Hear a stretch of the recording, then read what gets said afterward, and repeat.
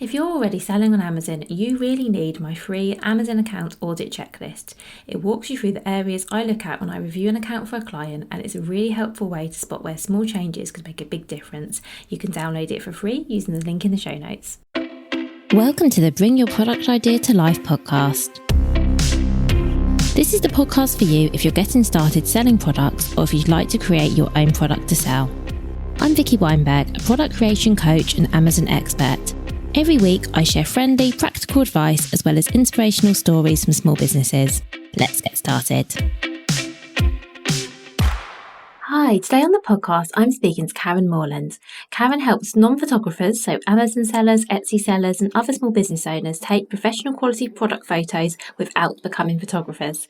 So Karen is really passionate about the fact that you don't have to learn all about photography or be an expert in it to take quality product photographs yourself. And in this episode, she explains why she thinks that and gives us all some real practical hands-on things we can do to take brilliant product photos ourselves, whether that's using a camera or using a smartphone. I found this conversation really, really interesting. I'm not a photographer. I don't know much about how to take good photos, but I got some great tips from Karen, and I am absolutely certain that you will too. So I would love now to introduce you to Karen. Hi, Karen. Thank you so much for being here. Thank you. So good to be here as well. Can we please start with you introducing yourself, your business, and what you do? Absolutely. I'm Karen Moreland, and I'm a 13-year portrait photographer turned educator, and I teach results-based techniques to non-togs or non-photographers. We'll get into that here shortly, I'm sure. Amazing, thank you. So you've had such an interesting journey from being a photographer yourself to being an educator now. Can you share how that happened? Yes. So I've been a portrait photographer for 13 years, and about 10 years ago, I decided I wanted to also start teaching because I had so much to teach other people and be helpful with. So I began a YouTube channel at the time, and I also taught some in-person classes. And the beginning of this year, I decided I was ready to go all in on my online course business. But I actually built everything backwards from how they say to do things. So the online course industry will tell you, like, go find your audience and survey them and find out exactly what they want, but build your course around what they need and what they want. But I didn't do any of that, actually. I actually built my course for somebody like me and what would have helped me when I started my whole journey. So when I got finished building my course, I realized, like, this is not actually for aspiring photographers at all. Like, it wasn't enough. And I got to thinking about it, and I was like, this is actually for creatives and business owners and moms and hobbyists, like people who just needed results instead of like the whole journey. And so I'd been working with AI quite a bit, like strategizing my business and going back and forth. And I said one day, I was like, so my course is actually for non-togs or people who are not photographers. And I thought that was really funny at the time. But then I got to thinking, I was like, wait a minute, I might have actually stumbled on something here. So I started doing some research, and I discovered that there were 5.6 million Etsy shop owners alone, as well as millions of other small business owners and, of course, hobbyists and moms. Like, there's this massive group of people that had been completely overlooked. And the photography education industry is an $850 million industry. And like, how could they have missed this massively underserved market, like sitting in plain sight? And so I got to thinking about this whole disconnect, and I was like, what they're selling is courses to aspiring photographers, and these people are not that. So as I got to realizing there was this whole market, that's when I created the non-tog category, and here we are. Oh, thank you so much for explaining that journey. I think that's really Sure. fascinating. And you're right. I hadn't thought about that as a market either, because you're absolutely right that as business owners, we often do have to Yeah. take our own photographers. So my audience sell Yep. products, and Yep. obviously you need product photography for your website, for Etsy, Amazon, anywhere you're selling. And I didn't think about the fact that there was somewhere in between taking like DIY photos on your smartphone and hiring a professional photographer. So it sounds like what you're doing is bridging that gap a little bit. Absolutely. Yes. So what does so you've used the term non-togs a few times. So tell us what a non-tog. How would you define a non-tog? So, a non-tog is simply anybody like an Amazon or Etsy seller or a small business owner or anybody who's needing really great photos, but they have zero interest in becoming a photographer. And let me give you an example of Susie. Susie has an online candle business and she just needs great photos to sell her candles online. But she's frustrated. She's Googling at midnight, why are my photos so dark? And she's going down the whole YouTube rabbit hole and she's watching all these tutorials and getting conflicting advice and stuff is like really confusing her. And she's ready to give up basically. But all she needs are photos of her candles that say, I smell amazing, buy me, instead of candles and photos that are saying, hey, I was shot in a dirty basement, you know? You're not going to sell any candles that way with ugly photos. So she's just confused because there's this whole thing where she's trying to figure out just a solution to her problem. And she doesn't want to be a photographer. She wants to sell candles and that's it. So Susie's your classic non-tog. That makes sense because I'm guessing for a non-tog, you don't need to be an expert photographer. You don't need to know everything there is to know about lenses and lighting. You just need to know how to take great photos of your Yes. product. Is that right? Yes, absolutely. Amazing. So many of my listeners sell on Amazon or Etsy or other marketplaces. Let's start with what are some of the most common photography mistakes you see product sellers making? And then, of course, we'll talk about all the things they could be doing differently. Absolutely. I see a few different things quite a bit. The biggest issue I see is bad lighting. People are not lighting their product up very well, and so people can't accurately tell what it is, or it just doesn't make it look great, right? And the next thing I see is people aren't making that first initial listing photo their hero shot. Like they're not putting it on the white backdrop, they're not centering it perfectly and putting space around the whole thing, that sort of thing. So they're not putting their best foot forward with their photos. And then I also noticed that people are not showing size or context to how big or small their item is.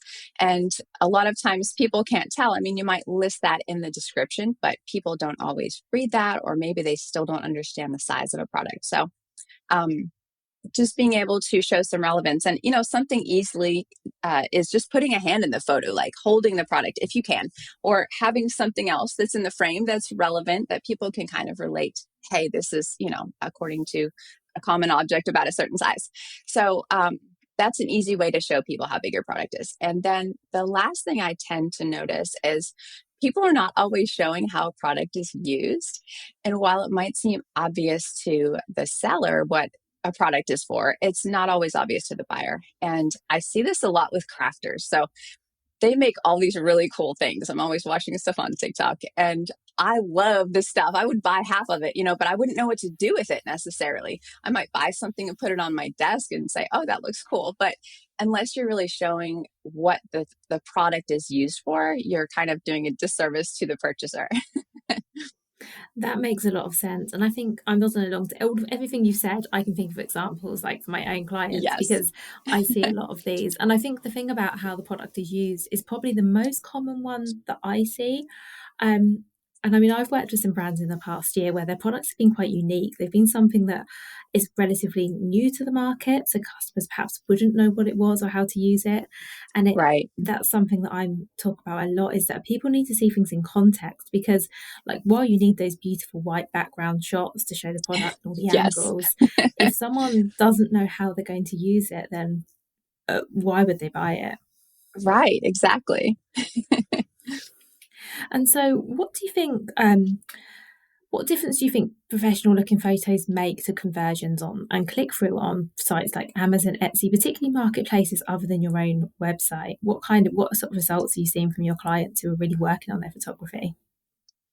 I feel like professional photos make such a huge difference with conversions because, I mean, especially with Amazon buyers, they scroll really fast, and your photo basically has 2 seconds to say, this solves your problem, buy it now, right?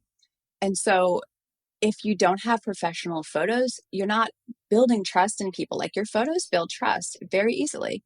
And it's not that you have to have perfect photos or that your listing photos have to look like everybody else's, but it's more about like showing clarity and confidence in your images, because having professional quality photos indicates that you have a quality product. People kind of equate the photos to the quality of the product. So being able to really give off your best foot forward with your photos, it's going to help your sales quite a bit. I agree, particularly in those, like you say, those few seconds you come up in the search results, whether that's Amazon, Etsy, anywhere else. There's so much, isn't there, as a customer? There are all these photos and Yes. like a little bit of text. There's a lot to look at, and I tend to go for the one that catches my eye the most, as I'm sure most people do. And the photography play, even if you're not consciously thinking it, I think the photography plays a big part in that. Yes, absolutely. So, for founders who can't afford professional photographers, what are a few simple ways they can immediately improve their product photos that they're taking themselves? First and foremost, good lighting. I'm going to harp on this every single time because, I mean, window light is free and it makes a world of difference to your product photos. And the next thing I'm going to say is the angle that you shoot from. And there's really only two that you need to think about. Like if you have a two-dimensional product, like maybe you have cards or books or socks, it doesn't matter. You want to really be like shooting overhead directly at like a 90-degree angle. And this is going to do the whole lay flat vibes in your photo. And if you have something that's three-dimensional, you just want to shoot at a 45-degree angle. You basically just want to be able to highlight that there's depth and dimension to your product. And the last thing you want is to take a three-dimensional product and shoot it straight overhead, and then it's like flattening your whole image. Like you're not going to be able to see it as well. So pick the angle that's going to best highlight all the features of your product that you really want to showcase. Amazing, thank you. And so, coming back to Sure. lighting, do you need to pay for like a light box, or is natural light through the windows is that good enough? Natural light is amazing. Like you could go your whole, I mean, the whole time just using natural light. And honestly, not everybody has perfect windows in their house or their studio or wherever they are. So, um, you can go around it. There's a few different things you can do, but like even using doorway light or a covered porch or somewhere where you can diffuse that light, even if you have a window, but maybe the sunlight is really direct, you can take a sheer curtain or something just to kind of soften that blow of the bright light. You don't want harsh shadows on your product, but for the most part, like being able to find good light is the easiest thing versus going out and buying lighting. And there are other ways to do that, inexpensive solutions. But for the most part, natural light can serve you most of the way. Oh, I think that's really useful. Thank you. That's good for people to hear. And how about Sure. cameras? Because for someone who, like, is a non-tog, as you've coined it, and so they're not looking to get into photography, they just want to get really nice photos for their websites. Do you need to be investing in a really good camera, or are there other ways you can do this? Heck no. You don't need any equipment that's fancy. And I will all day long say, listen, like find the most affordable option. I don't care if it's a camera your grandmother gave you, like there's so many different options. And all it has to do is be able to take a photo of what you need and make sure it's clear.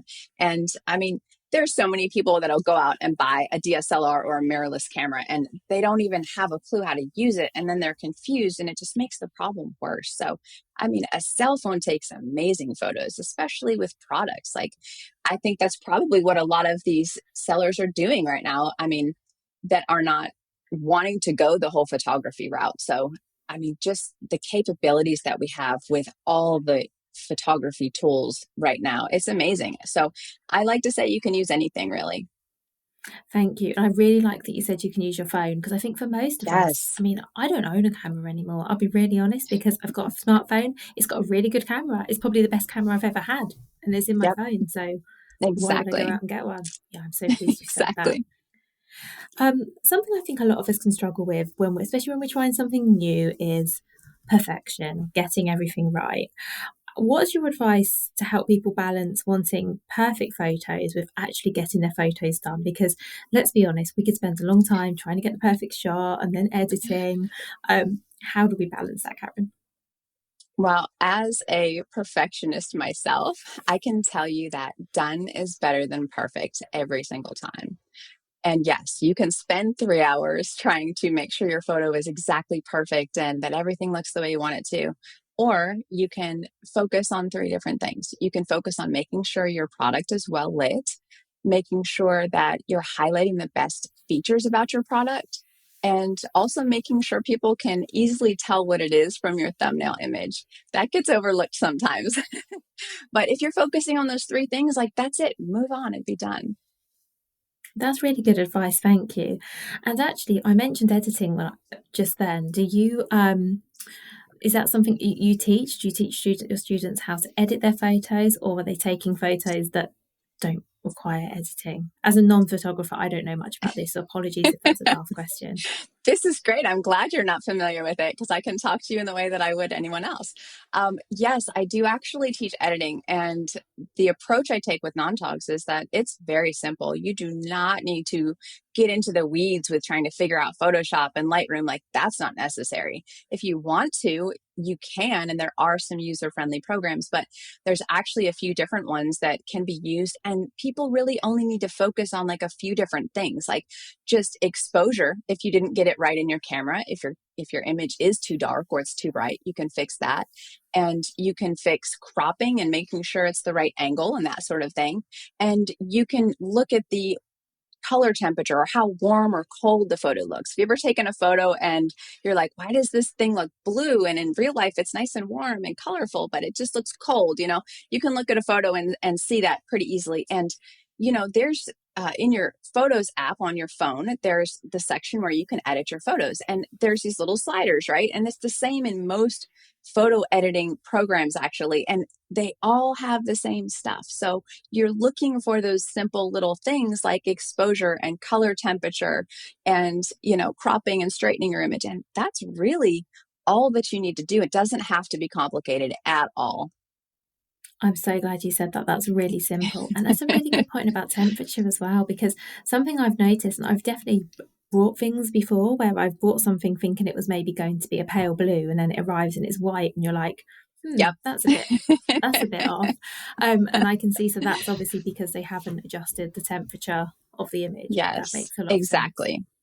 So these sound like really sensible things for people to check when they're reviewing their photos as well. Yes, absolutely. And once you start looking at that stuff, you can't unsee it. So you'll get familiar with, okay, my image just needs this, this, and this, and it doesn't have to get complicated, but you'll get familiar with what you think a good photo will look like when you change it. And then you can compare it to what you were doing before. And then you'll just naturally start to gravitate towards making your images look a certain way with a few simple tools. And it sounds like it's something as well where once you take one lot of product photos and then as you do it more often, you're going to get better. You're going to work out which room's the best for your lighting, like where's the best backdrop. Exactly. I'm thinking this is something that might sound daunting to anyone who hasn't done it, but once you get started, I assume it just gets easier every time. Yes, and you're absolutely right. It does feel overwhelming for most people. So it doesn't have to be that way. And just, I think with the right language and the right person showing you that it can be easy, people can adapt to that sort of learning a lot easier than traditional photography education. Yeah, and actually, that's something I wanted to touch on, Karen. Is you talk about teaching results rather than like the technical mastery. Why do you think so many entrepreneurs struggle with the traditional ways of learning photography? I think a lot of entrepreneurs trying to sell products, a lot of them might be creative. And while they may be creative in their own craft, they may not be creative about photography. And they don't so much think in terms of like rules and structure and theories, the way that traditional learners think. So, and they may not also see photography as something they want to do. They see it as something they have to do. So them looking at a photography course going, I just need results. Why do I need to sit through a 9-hour course talking about f-stops and color theory and ISO? Like, this is not easily solving my problem. So I feel like there's that disconnect there. And like I said, no one's speaking their language. So they tend to resist the traditional route of learning photography for all of those reasons. That makes a lot of sense. Now, you've mentioned in your website and when we spoke before the call, Karen, that you're neurodivergent. And has that shaped the way that you teach and or structure your courses? Yes, absolutely. And I have a short answer and a long answer for this. The short answer is my brain thinks differently and it happens to think really fast most of the time.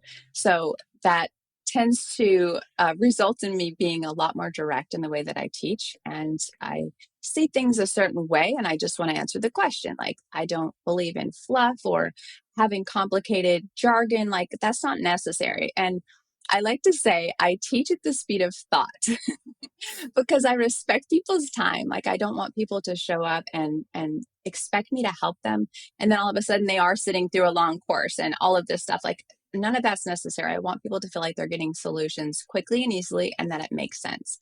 And the long answer is that there are many different forms of neurodivergence. And honestly, I'm just now learning about all of this stuff, and it's so fascinating. There's so many different ways that people's brains can think differently. And I found out this year that I have ADHD. And as a 45, almost 46-year-old woman, this was life changing for me. Like, it explained a lot of stuff, and things started to make sense that never did before. So as I started to get used to how my brain works and thinking about things differently and realizing, wait a minute, I have some strengths here that I need to stop thinking are weaknesses, right? I started looking at things differently. And the more I realized that I think in a, problem solution kind of mindset, I was looking at this whole picture of the photography education industry. My brain also is really good at detecting patterns. Like, I'm not so much of a linear thinker. I kind of see in constellations almost. Like, I just pick out little things here and there, and it all kind of pieces together. Like, I love puzzles, and that's just what I do with a lot of things. So as I looked at this whole gap in the market and realized there was this massive disconnect, I started to think, well, if I think this way, like, there's got to be people out there that feel this way too. There has to be, I got to find my people. I want to know that this is a real thing and that I'm not just imagining it. So I thought, okay, let me look at my metrics. Let me find some proof here. I looked through my YouTube videos, and my highest viewed video has over 242,000 views. And it is a results-based video. It is not about theory or anything like that. It's actually just a 3-minute video showing people how to shoot a product on a truly white backdrop. And the amazing thing about it was people absolutely loved the video. They got a lot of value from it. But I realized that it wasn't photographers watching this video so much. It was actually the Amazon sellers and Etsy sellers and people that were just trying to sell their products online, and they needed it to fit in on these websites to look like it was, a quality product. So it was just creating a solution in a very direct way that made sense to them. So I thought, all right, if there are these people out here, I see that they're finding the help with what I'm sharing and giving them, then I need to start talking to this market of non-togs. First of all, people don't know what a non-tog is. We got to educate people, right? We got to get the word out there. So I started to repivot all of my messaging in my business. And within 24 hours of repivoting my message to non-togs, I sold my first online course. And that's when it really resonated with me that people weren't previously finding something out there that they really needed.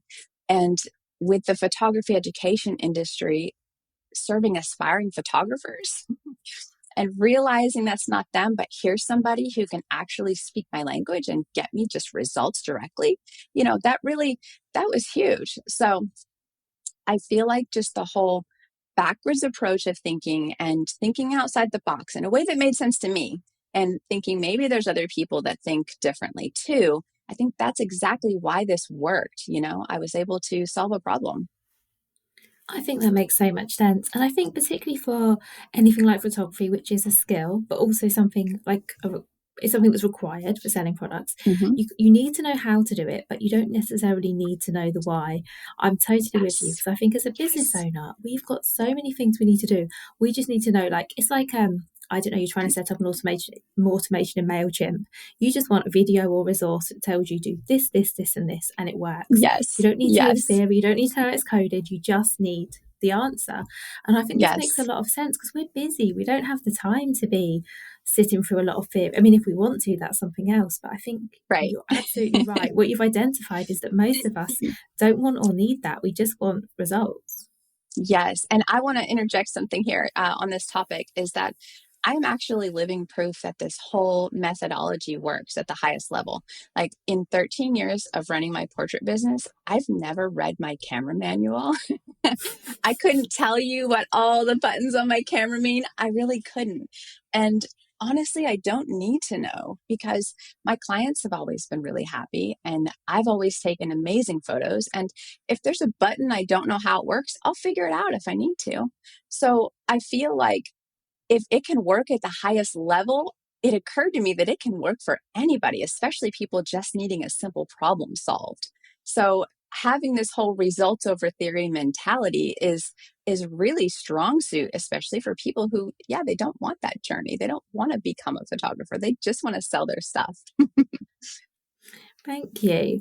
And what advice would you give to someone who feels they're not creative enough or not technical enough to take good photos themselves? Because I think someone could easily listen to us, but we all have that thing inside us where we go, it wouldn't work for me. It can't be that easy. Everyone else can do it, but I Yes. couldn't. What advice would you give?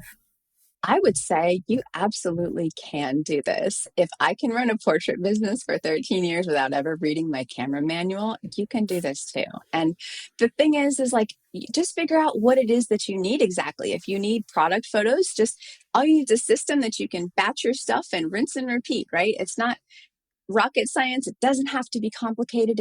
And creating a system like that that works for you doesn't even have to be creative. It just solves one problem or however many little problems you have about photos and you move on. So yeah, you can absolutely do it. Thank you. I honestly think you have made this sound so doable.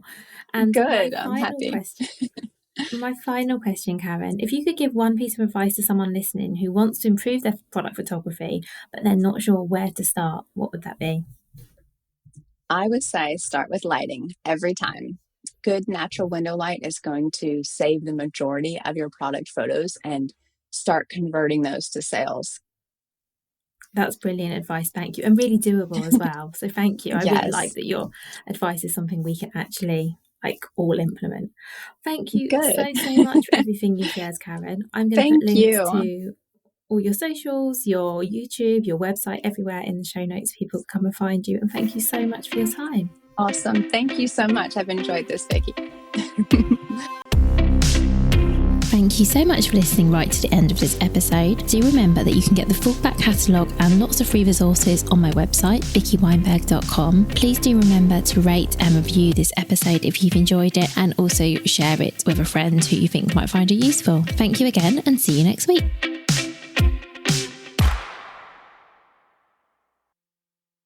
Hi, this is just a little note. So if you've enjoyed this episode, or indeed any of the episodes, and you would like to, I don't know, buy me a coffee or something, you can actually now leave tips. So there's a link to how to do this in the show note. Of course, do not feel obliged to do this. This is a free podcast. This will always be a free podcast. But as I say, if you want to buy me a coffee, you can do that via the link in the show notes.